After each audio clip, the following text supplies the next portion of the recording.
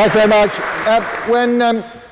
When Simon and Garfunkel said they'd rather be a hammer than a nail, they weren't talking about a broken hammer or a bent nail. They were talking about a perfectly good hammer and a perfectly good nail. And tonight's motion is about making and reporting the news, not a defense of bad behavior or bad journalism. Ladies and gentlemen, after Michael's impassioned view on the press, it would be futile for me to look for sympathy. I know that today this motion is not going to be won on points for pity. But I shall say this nevertheless. Journalists are misunderstood. Yes, we are. Take me. As you've heard, I am the BBC's home editor. I do home news.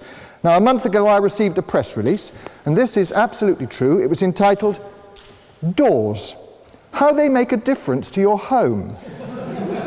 Now, it was hard to argue with the sentiment of the release. A home without doors would be a very different thing. Chillier, perhaps less challenging for a burglar. Perhaps fundamentally it would be slightly less homely. So I studied the release, but I failed to see how I could turn this insight into the advantages of hinged access to the domestic sphere into a hard-hitting 8 for the Today programme. My correspondent, I realised, rather belatedly I must say, thought I was home editor as in home and garden rather than home and away. Journalists, you see, are often misunderstood. But misunderstanding goes beyond what we actually write about. Let's be honest. Journalists, well, we've just been hearing it all evening, journalists are distrusted individuals. Less trusted, it turns out, than estate agents. Now that is bad. Less trusted than MPs. In fact, I would suggest that to be honest, pathological liars with convictions for embezzlement would be more trustworthy than hacks. Popularity is not one of our strong suits. We are derided as toads, as weasels. We are parasitic worms. We are repugnant piranha. I don't want your pity. For I say, rejoice for toads, for weasels, for parasitic worms and repugnant piranha. As the Apostle Paul wrote to Timothy, every creature of God is good. My challenge this evening is to convince you that it's better to be a toad than to be a mayfly. Let me give you a single word. Bunions. Give you another. Corns. Corns and calluses. All good, solid words describing unattractive issues of the foot.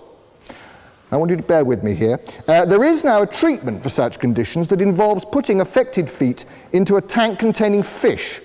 These fish are, like journalists, there we are, there's the link, often described as piranha, creatures which feed on flesh and dead skin. That is what you think of us, is it not? But they are not piranha, and they don't eat dead skin. They're actually Gararufa fish. In foraging for the tiny morsels that your self-respecting Gararufa regards as a jolly decent lunch, they helpfully remove the morbid detritus that builds up inside our socks. The Gararufa, like the journalist, is misunderstood, and I shall return to the Gararufa shortly. Let me remind you of the motion. This House would rather make news than report it. As we've been discussing, making news, what does that mean? Being arrested, that might make the news.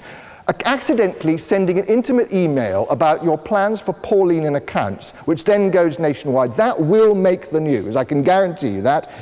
Bound to be the most read on BBC Online, unless you happen to have a video of your cat doing a very passable impression of Beyoncé. That really would be big news. But away from celebrity cellulite, and the hot topic of the moment, of course, sports stars who bite, news is, as we've been discussing, a key ingredient of our democracy. The US State Department used to offer guidance on the responsibilities of American citizens. A wonderful thing. And among the list of national expectations was to keep abreast of current affairs by reading a newspaper every day.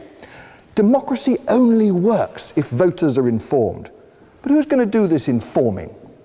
PR agencies, marketing companies, advertising executives, lobbying groups, or those who pull the strings, ladies and gentlemen, the rich, the influential, the well-connected, the ambitious. Allow me to open a window onto the world of the professional news maker, the people who seek to control the agenda for their own or their clients' self-interest. Over the last 2 decades, we've seen that recruitment of vast armies of people engaged to do just that. The ranks of the reputational protection squad include lawyers and consultants, crisis managers and spin doctors, individuals under orders to shape the narrative and guard reputations. Michael may have never used a PR agency, but the public relations industry in Britain has ballooned. In the late 80s, it employed less than 20,000 people. Today, over 50,000. Corporate comms departments, legal teams and management consultants, every individual institution and enterprise with a reputation to protect or enhance has been paying people to make and to massage the news for them.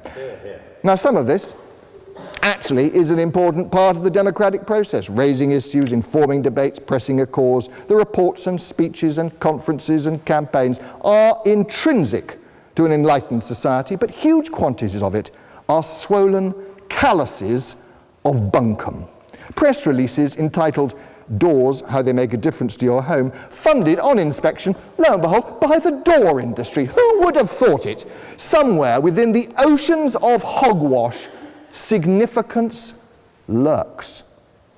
But to find it, you need the equivalent of the Garra-Rufa fish, armed with sharp teeth and natural persistence. If I can elevate my analogy from the unkempt foot to humanity as a whole, I would argue that news reporters are a vital force, not just in oiling the wheels of democracy, but in maintaining the well-being of civilized societies. Just as the king needs his fool, society needs the press. Without media scrutiny, it becomes complacent, stagnant, and ultimately corrupt. We need provocative, mischievous, and impertinent voices. Inbred arrogance, Michael called it. Reporters are expert at stirring things up, to poke the powerful, to prick pomposity, and expose hypocrisy. In the right hands, ridicule, mockery, and derision are precision tools helping sculpt a resilient society that has the strength to confront its failures and, critically, to laugh at itself. Those who report the news, rather than making it, place themselves outside society, looking in. Journalists are detached from the hierarchies of rank and station, as at home in a caravan, as a castle, chatting to a powerful prince, or indeed a piscine pedicurist.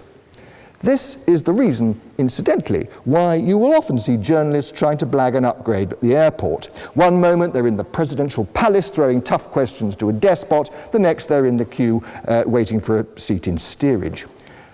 But let's be honest, this role as society's critical friend is more central to the healthy development of our communities than the ephemeral personalities behind yesterday's headlines, the here today, gone tomorrow politicians, as Sir Robin Day called them, or indeed the celebrity mayflies.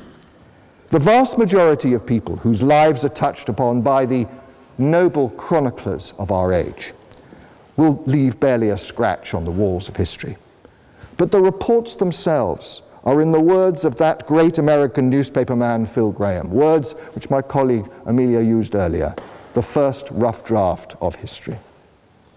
Actually, he was not the first person to use the phrase. A version can be found in the 1902 edition, I have it, of the Encyclopedia Britannica, and it pays to read the full entry.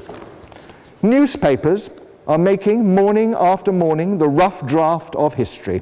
Later, the historian will come, take down the old files, and transform the crude but sincere and accurate annals of editors and reporters into history, into literature. So there you have it, ladies and gentlemen. From the Encyclopedia Britannica, no less. Would you rather be a forgotten footnote or a draftsperson of history and literature? When it comes to news, would you rather be a transitory mayfly or an eternal piranha. The choice is clear. Thank you.